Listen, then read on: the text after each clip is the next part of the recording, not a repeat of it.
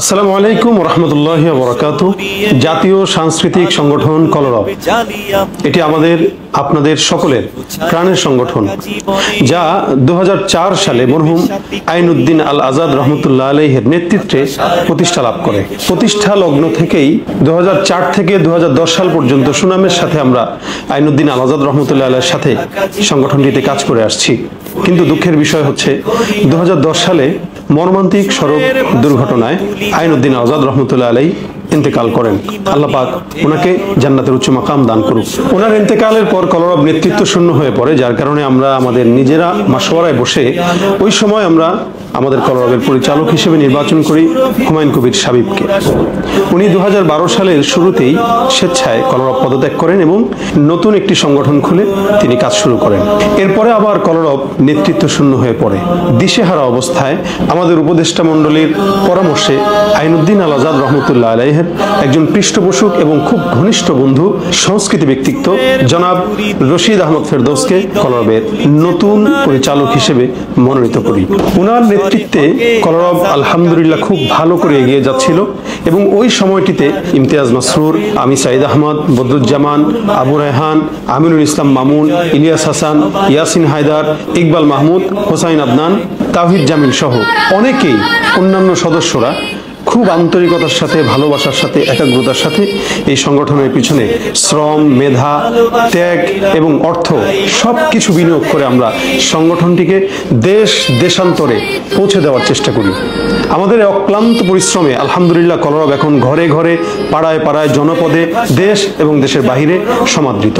আমাদের এই অক্লান্ত পরিশ্রম, যাদের বিনিময়ে, যাদের কষ্টে, যাদের ত্যাগে কলরব দেশ দেশান্তরে পরিচিতি লাভ করেছে, অবশ্যই তাদের অবদান অনস্বীকার্য।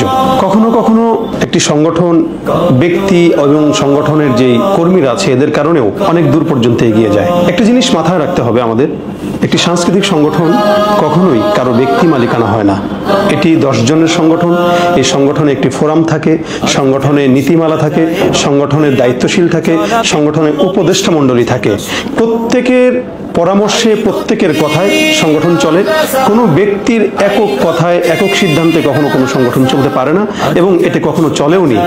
সুতরাং এই অবস্থায় কলরবের ব্যক্তি মালিকানা দাবি করা এটি কখনোই যুক্তিসঙ্গত কোনো কাজ হতে পারে না। সেই 2012 সাল থেকে আজ পর্যন্ত কলরবের যত হিসাব আছে, প্রত্যেকটি হিসাব আমাদের যে ফোরাম আছে, ফোরামের কাছেই এই হিসাব সংরক্ষিত আছে এবং এর স্বচ্ছতাও আছে। আমাদের কলরবের গুরুত্বপূর্ণ যে সমস্ত নেতৃবৃন্দ আছে এবং যারা উপদেষ্টা মণ্ডলী, এরা আমাদের এই বিষয়গুলো অবগত আছেন এবং আমাদের জবাবদিহিতারও জায়গা আছে।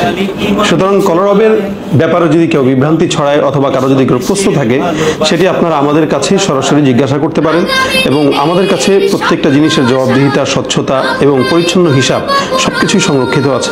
আমাদের এই পরিচ্ছন্নতা, স্বচ্ছতা আর আমাদের কার্যক্রমের উপরে ভিত্তি করেই এই বছর 2025 সালের এপ্রিল মাসে আমরা গণপ্রজাতন্ত্রী বাংলাদেশ সরকারের সমাজসেবা অধিদপ্তর থেকে কলরব সংগঠনটির সরকারি নিবন্ধন পেয়েছি। আমরা আশা করি আপনারা কলরবের পাশে যেভাবে ছিলেন ভবিষ্যতেও থাকবেন। একটি সংগঠন শুধুমাত্র যোগ্যদের হাত ধরেই আগাতে পারে এবং আমরা চাই মরহুম ওস্তাদ আইনুদ্দিন আল আজাদ রহমতুল্লাহ আলাইহির এই স্বপ্ন যোগ্যদের হাত ধরে যেন যুগ যুগ ধরে এগিয়ে যায়। আমরা এখন যারা কাজ করছি হয়তো আমরা ভবিষ্যতে থাকবো না, কিন্তু আমাদের এই জায়গাটিতেই অনেক নতুন নতুন মুখ আসার সম্ভাবনা অবশ্যই আছে। মরহুম ওস্তাদ আইনুদ্দিন আজাদ রহমতুল্লাহ আলাইহির স্বপ্ন বাস্তবায়নের লক্ষ্যে কলরব সারা দেশব্যাপী কাজ করে যাবে। আশা করি কলরবের সাথে থাকবেন। সকলের জন্য কলরবের তরফ থেকে শুভকামনা ও ভালোবাসা। কলরব আমাদের স্বপ্নের জায়গা, আমাদের ভালোবাসার সংগঠন। কলরব যুগ যুগ বেঁচে থাকবে মানুষের ভালোবাসা নিয়ে এবং যোগ্য নেতৃত্বের মাধ্যমে। মরহুম আইনুদ্দিন আল আজাদ রহমতুল্লাহি আলাইহি যে স্বপ্ন নিয়ে, যে চিন্তা চেতনা নিয়ে কলরবের সাংগঠনিক কার্যক্রম শুরু করেছিলেন, সে সময় তিনি প্রতিভাবান এবং চিন্তাশীল, মেধাবী কিছু শিল্পী পেয়েছিলেন, যাদের অক্লান্ত পরিশ্রমে আজকের এই মহিরুহ কলরবকে আপনারা দেখতে পাচ্ছেন।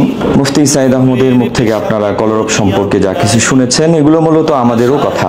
তারপরেও আমি দু একটি কথা বলবো, সেটা হলো সূচনা লগ্ন থেকেই মরহুম আইনুদ্দিন আজাদ রহমতুল্লাহ আলী যেভাবে কলরবের নেতৃত্ব প্রদান করেছেন, এরপরে হুমায়ুন কবির সাবিব এবং বর্তমানে আছেন রশিদ আহমদ ফেরদৌস সাহেব। কলরব একটি সাংস্কৃতিক সংগঠন এবং এই সাংস্কৃতিক সংগঠন সকলের পরামর্শের ভিত্তিতে সুন্দরভাবে এগিয়ে যাবে।